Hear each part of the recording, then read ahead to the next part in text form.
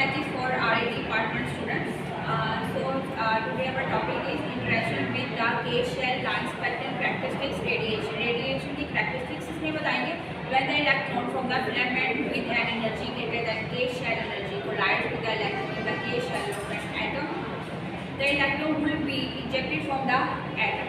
तो इसमें ये कह रहे हैं कि जब इलेक्ट्रॉन फिलामेंट्स के अंदर जाते हैं तो एनर्जी प्रोड्यूस होती है, ठीक है, जिसकी वजह से जो K-shell की जो वैल्यू है ना वो ब्रेक हो जाएगी और एनर्जी जो कोलाइड करेगी, जो इलेक्ट्रॉन्स है वो कोलाइड करेंगे आपस में K-shell के साथ एटम के अंदर, जिसकी वजह से हमारा जो एटम है वो इजेक्टेड हो जाएगा.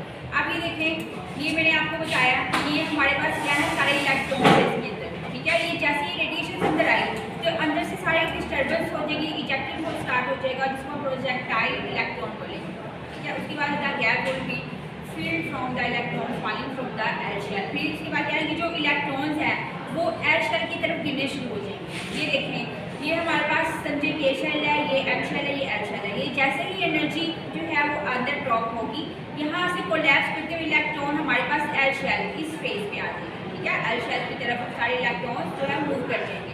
The x-ray photon produce will have energy equal to the difference in energy between K and L. अब इसमें जो एनर्जी डिफरेंस है, ठीक है, ये देखिए एक एटम है, ये हमारे पास शेल्स बने हुए हैं, ऑर्बिट्स हैं, ठीक है. अब यहाँ पे M है, यहाँ पे K है, यहाँ पे L है और यहाँ पे N है, ठीक है. ये आप अपने माइंड में बना लें स्ट्रक्चर, इस तरह से शेल्स बने हुए हैं.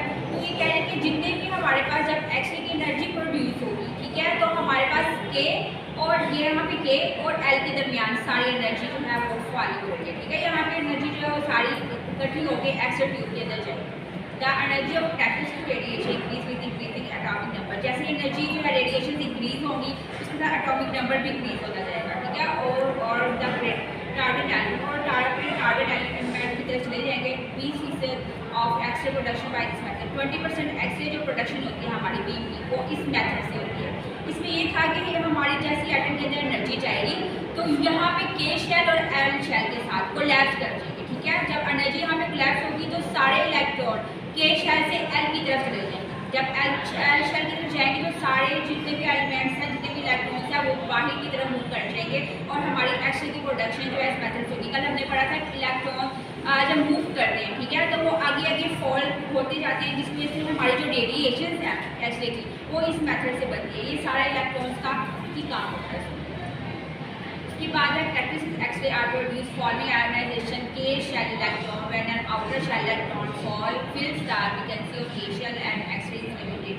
इसमें कैटालिटिक्स बता रहे हैं कि जैसे हमारी आयोनाइजेशन एनर्जी K शेल के साथ इलेक्ट्रॉन के साथ मिलेगी तो हमारे पास जो आउटर शेल इलेक्ट्रॉन होगी उसके अंदर वैकेंसी बन जाएगी, ठीक है. वहाँ पे K शेल के साथ जो है एक्स-रे एनर्जी है वो इमिट हो जाएगी. इसमें ये बता रहे हैं कि जो आयोनाइजेशन एनर्जी है K शेल की इलेक्ट्रॉन के अंदर वो एक जगह बना देगी, वैकेंसी बना देगी K शेल के अंदर, ठीक है. और एक्स-रे इसके अंदर अमिटेड हो जाएगी. पहले K शेल था जिसके अंदर एनर्जी नहीं थी, फिर उसके बाद इलेक्ट्रॉन वहाँ पे जाके जो है वो अटैच होते हैं, वो अपनी स्पेस मानी शुरू कर देंगे और एक्स-रे इस तरह से जो है प्रोड्यूस होना स्टार्ट हो जाएगा. इसके बाद है इंटरेक्शन विद न्यूक्लियस. अब इलेक्ट्रॉन तो है, ठीक है, एक एटम है उसके अंदर न्यूक्लियस है. आप कह रहे हैं न्यूक्लियस जो है वो एटम के साथ रेडिएशन के साथ किस तरह से इंटरेक्शन करेगा वो हम पढ़ लेते हैं. ये हमारे पास प्रीवियस लेक्चर ऑलरेडी जो है रिकॉर्डेड हुई है, ठीक है. तो ये है हमारे पास एक एटम, इसके अंदर क्या है ऑर्बिट्स, ठीक है, और ये हमारे पास है इसके अंदर चार्जेस.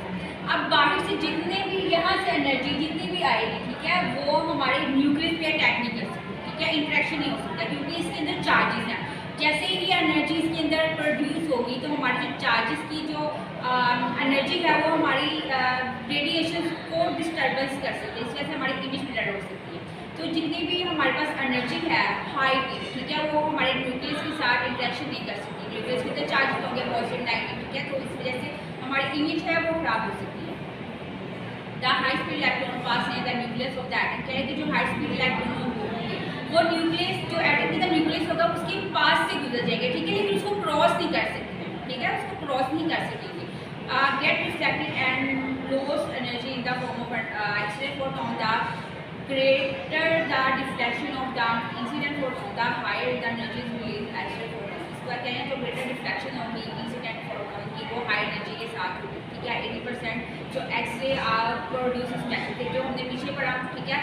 जो ये देखिए के शेल के साथ इसमें 23 MCQs भी आ सकते हैं, ठीक है। जो इंटरेक्शन है विद के शेल के साथ एटम के अंदर, तो उसमें एक्सरे की जो प्रोडक्शन है कितने % मैटर्स होती है, तो आपने के शेल के साथ 20% आपने एक्सरे प्रोडक्शन लिखनी है, और आपके जो न्यूक्लियस के साथ होगी वो होगी 80%, ठीक है। 80% हम लोग जो है वो एक्सरे जो प्रोडक्शन है वो हम 80% न्यूक्लियस के साथ जो इंटरेक्शन न्यूक्लियस के साथ कर सकते हैं। ये MCQs है, ये इसी तरह से बड़ी में MCQs आते हैं जो बच्चों को पता नहीं चलते हैं, ठीक है।